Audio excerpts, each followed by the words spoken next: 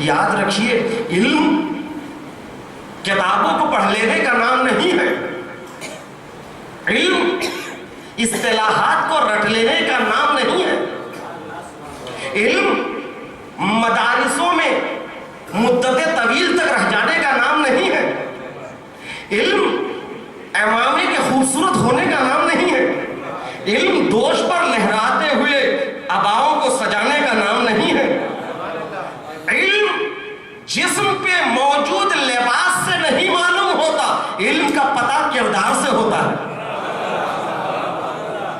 لہذا کبھی کسی شخص کو طویل مدت تک کسی حوضے میں دیکھ کر دھوکہ نہ کھا جانا، لباس کی وضعیت کو دیکھ کر دھوکہ نہ کھا جانا۔ کیوں؟ اس لیے کہ علم کہاں سے؟ علم نور ہے۔ امام صادق علیہ الصلوۃ والسلام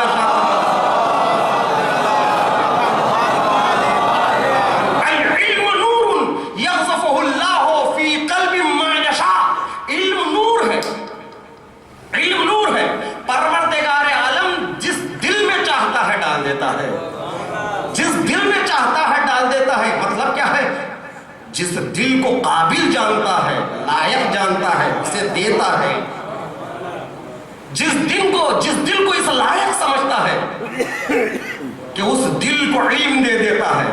اب جب علم نور ہے تو علم کا پتہ لباس سے نہیں، طویل مدت حوضوں میں رہنے سے نہ کرنا، اس کے گفتار میں نورانیت ہے کہ نہیں، اس کے کردار میں نورانیت ہے کہ نہیں، اس کے عمل میں نورانیت ہے کہ نہیں، اس کے عقیدے میں نورانیت ہے کہ نہیں۔ اگر یہ ہے تو وہ عالم ہے۔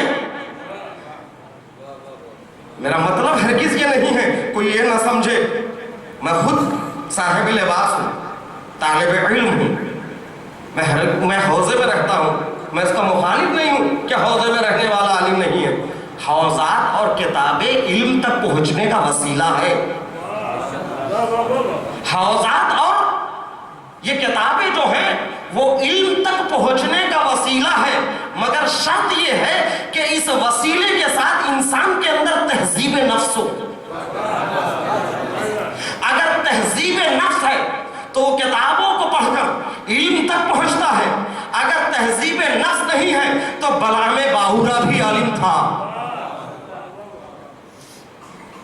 بڑے عالم ملیں گے آپ، قتل حسین کا فتویٰ دینے والا قاضی شرح بھی عالم تھا، ابو موسیٰ اشعری بھی عالم تھا، ظاہری طور پر عالم تو تھے یہ، مگر حقیقی علم نہیں تھا۔ کیوں؟ اس لیے کہ تہذیب نفس نہیں، جس کا نفس پاکیزہ نہیں ہوتا اس کے پاس اہل بیت کا علم نہیں آ سکتا ہے۔ ایسا بات پڑھے محمد والے۔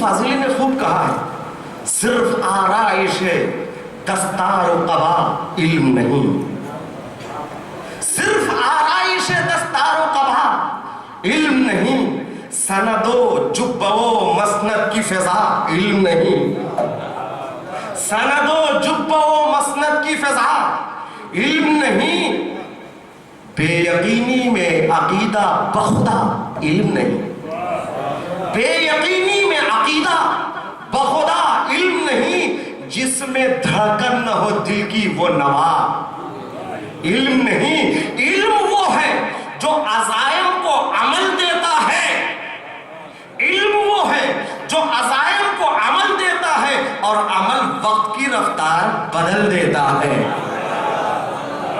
اور عمل وقت کی رفتار بدل دیتا ہے۔ اور جہل اور علم کے مقابل میں دو مصرے اور یاد آ رہے ہیں۔ جہل ہو، جہل کے ہاتھ میں تلوار کا مطلب ہے فساد، جہل کے ہاتھ میں تلوار کا مطلب ہے فساد، علم کے ہاتھ میں تلوار کے معنی ہے جہاد۔